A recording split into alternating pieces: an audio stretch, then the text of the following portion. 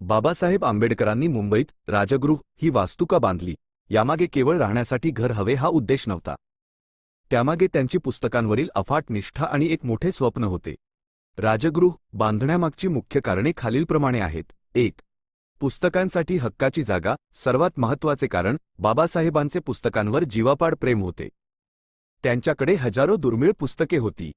त्याकाळी ते मुंबईतील परळ येथील BIT चाळीत 2 खोल्यांच्या घरात राहत असत. त्या लहान घरात हजारो पुस्तके ठेवणे कठीण झाले होते. अनेक पुस्तके ट्रंकामध्ये होऊन असायची. बाबासाहेबांना अशी एक जागा हवी होती जिथे ते आपल्या 50,000हून अधिक पुस्तकांचे भव्य ग्रंथालय, लायब्ररी उभारू शकतील. म्हणून त्यांनी राजगृहाची रचना करताना ग्रंथालयासाठी विशेष मोठी जागा ठेवली होती. 2.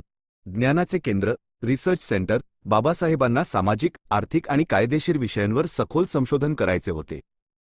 त्यांना शांतता हवी होती जिथे ते रात्रंदिवस अभ्यास करू शकतील. राजगृह हे त्यांच्यासाठी केवळ घर नव्हते, तर ते ज्ञानाचे एक संशोधन केंद्र व्हावे अशी त्यांची इच्छा होती. 3. सन्मान आणि ओळख. ज्या काळात अस्पृश्य समाजातील लोकांना साध्या घरात राहणेही कठीण होते, त्या काळात बाबासाहेबांनी स्वकष्टाने एक आलिशान घर बांधून समाजाला हा संदेश दिला की जर आपण शिक्षित झालो आणि कष्ट केले तर आपणही सन्मानाने आणि ऐश्वर्याने जगू शकतो. घर बांधताना आलेले संघर्ष, डीप डिटेल, आर्थिक चणचण. हे घर बांधण्यासाठी बाबासाहेबांनी आपल्या वकिलीतून कमावलेला पैसा आणि काही कर्ज घेतले होते. घर बांधताना पैसे कमी पडल्यामुळे त्यांनी घराचा काही भाग भाड्याने दिला होता, जेणेकरून घराचे हप्ते भरता येतील. जागा निवड. त्यांनी दादरची हिंदू कॉलनी ही जागा निवडली, कारण तिथे शांतता होती आणि त्यांच्या अभ्यासाला पूरक वातावरण होते. राजगृहाचे वेगळेपण. बाबासाहेबांनी या घराच्या संरचनेवर स्वतः लक्ष दिले होते. राजगृहाचा तळमजला हा लोकांसाठी आणि अभ्यासासाठी होता, तर वरच्या मजल्यावर त्यांचे ग्रंथालय होते.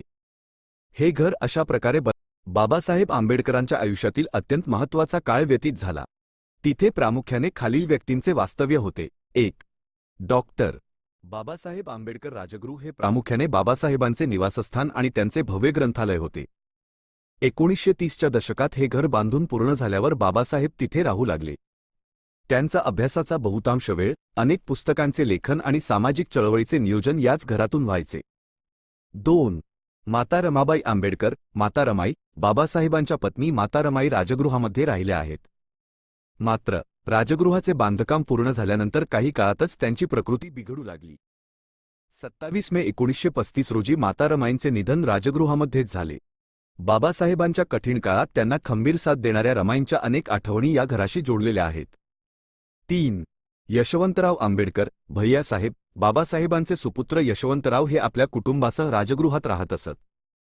बाबासाहेबांच्या निधनानंतरही यशवंतराव आणि त्यांच्या पत्नी मीराबाई आंबेडकर यांनी राजगृहाची देखभाल केली आणि तिथेच वास्तव्य केले. 4.